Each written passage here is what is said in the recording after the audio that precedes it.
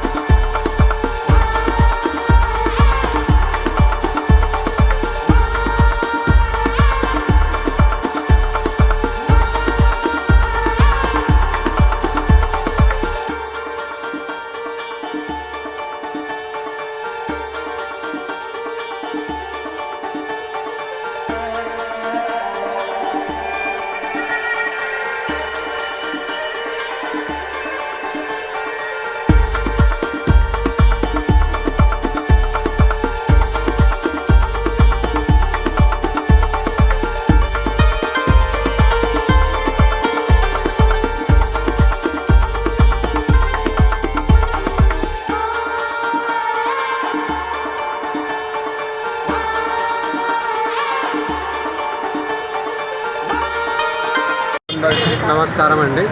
ఇప్పుడు నా పేరు కొండయ్య, సిఆర్పి తిప్పర్తి మండలం. మేము సమగ్ర శిక్షలో సుమారుగా రాష్ట్రం మొత్తం కూడా 19,000 చిల్లర పనిచేయడం జరుగుతుంది.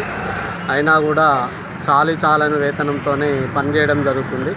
అంటే అందరికీ ఉండాల్సినటువంటి విద్యా అర్హతలు, అంటే రెగ్యులర్ టీచర్లకి ఏ అర్హతలు అయితే ఉన్నాయో మాకు అదే విద్యా అర్హతలు ఉన్నా కూడా ఇక్కడ శ్రమ దోపిడీ, కాంట్రాక్ట్ అనే ఒక పదము ద్వారా శ్రమ దోపిడీ జరుగుతున్నది.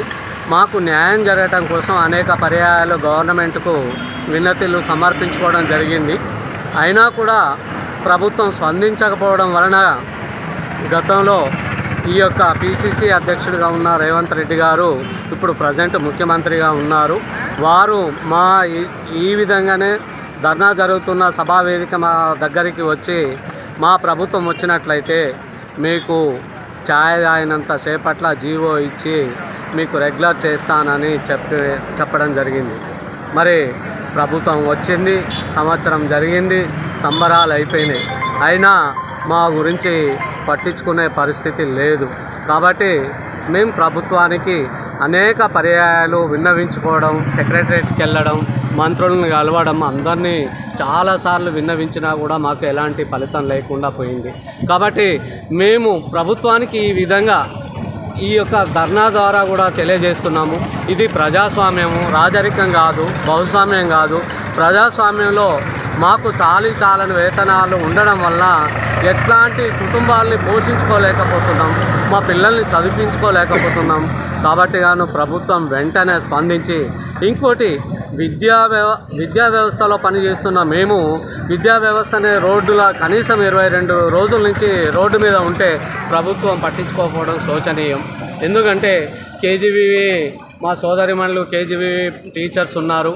వాళ్ళంతా ఒక్కొక్క కేజీబీవీలో 200 నుంచి 300 దాకా పిల్లలు, ఇంటర్మీడియట్ వాళ్ళు, 10th వాళ్ళు ఉన్నారు. వాళ్ళ పరీక్షలు దగ్గరలో సమీపిస్తున్నాయి. వాళ్ళకి సిలబస్ ఆగిపోతుంది. మరి ఆ విద్యార్థుల పరిస్థితి ఏమవుతుంది? విద్యా వ్యవస్థ కనుక గాడిన పడకపోతే సమాజం ఎటుపోతుంది? సమాజం ఇంకో రకంగా తయారవుతుంది. మెయిన్గా మనకు కావాల్సింది విద్యా వైద్యము. విద్యా వ్యవస్థని సరైన మార్గంలో నడిపించవలసిన బాధ్యత ప్రభుత్వానిదే. ప్రభుత్వం ఖచ్చితంగా ఇమ్మీడియట్లీ తొందరగా జోక్యం కల్పించుకొని విద్యా వ్యవస్థలో పనిచేస్తున్నటువంటి సమగ్ర శిక్ష ఉద్యోగస్తులందరూ కూడా పిలిచి చర్చలు చేసి వాళ్ళు ఒక కొలిక్కి తెచ్చి మమ్మల్ని యథావిధిగా మళ్ళీ పాఠశాలలో పనిచేసేటట్టుగా చేయాలని ప్రభుత్వానికి విన్నవిస్తున్నాను. జై హింద్.